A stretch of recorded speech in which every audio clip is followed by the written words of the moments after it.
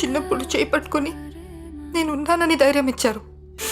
ఇప్పుడు అదే కూతురు కష్టమని వస్తే అవమానంగా చూస్తున్నారు.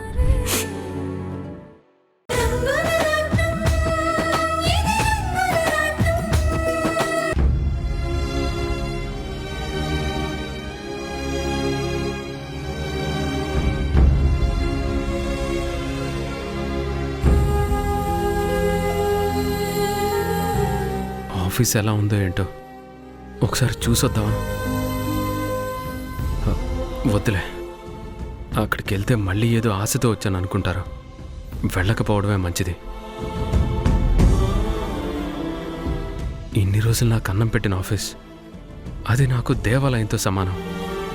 ఒక్కసారి చూసొస్తే ఏమవుతుంది?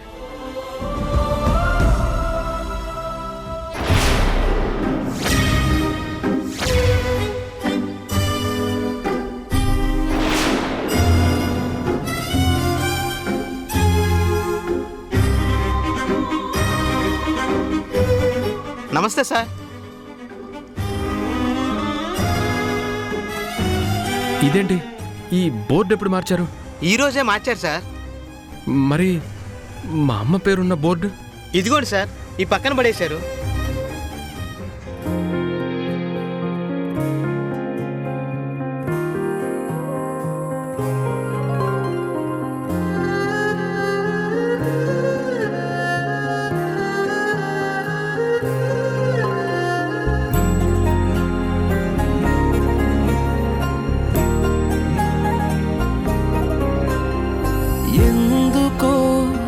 ఎచటికో తెలియది పయనం, ముందుకో వెనకకో బ్రతుకులో గమనం, పొరపాటునో అలవాటునో బలహీనులే బలి జీవుల విధికే ఇది చలిమంటనా రగిలే మా మనసే.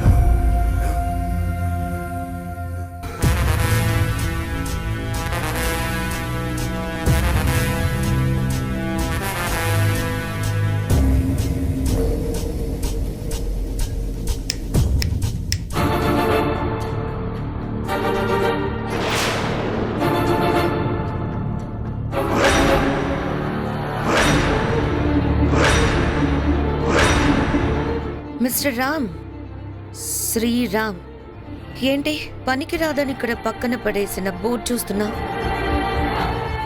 ఓ, మీ అమ్మ పేరున ఉండాల్సిన కంపెనీ పేరు మారిపోయిందేంటా అని చూస్తున్నావా?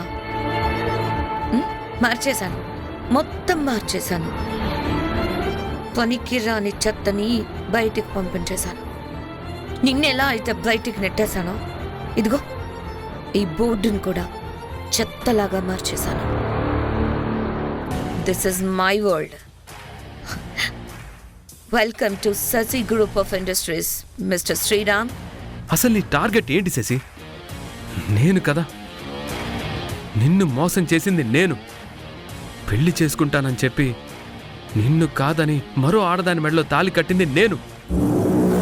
న్యాయంగా ఆలోచిస్తే నువ్వు నన్ను నాశనం చేయాలి. నా జీవితం ఎందుకు పనికి రాకుండా చేయాలి. అప్పటికీ నీ కక్ష తీరకపోతే నన్ను చంపేయాలి. అది కదా నీ టార్గెట్. అవన్నీ వదిలేసి ఎందుకు ఇలాంటి పనులు చేస్తున్నావు? మా కుటుంబాన్ని ఎందుకు సాధిస్తున్నావు? మా అమ్మ పేరు తీసేసి నీ పేరు పెట్టుకొని ఏం సాధించావు? ఇప్పుడు కూడా నువ్వు నా కుటుంబం, నా వాళ్ళు, మా అమ్మ అంటున్నావు. చూసావా, ఇదే ఇదే ఇదే నీ వీక్నెస్. నిన్ను ఏడిపించాలంటే నాకు దొరికిన ఒకే ఒక్క ఆయుధం నీ కుటుంబం. మాయల పకీర్ ప్రాణం చిలకలో ఉన్నట్టు నీ ఎమోషన్ అంతా నీ ఫ్యామిలీతో ముడిపడింది. అవసరమైనప్పుడల్లా ఆ ఫ్యామిలీని ఉక్కిరి బిక్కిరి చేస్తాను. నువ్వు గిలగిలా కొట్టుకుంటావు. ఇది కదా నాకు కావాల్సిందే. చూస్తూ ఉండు, అన్ని చోట్ల నాదే గెలిపోతుంది. That is Shashi. ఏదో ఒక రోజు నువ్వే వచ్చి నిన్ను దూరం చేసుకొని తప్పు చేశాను అని నా దగ్గర ఏడ్చేలా చేయకపోతే నా పేరు శశియే కదా.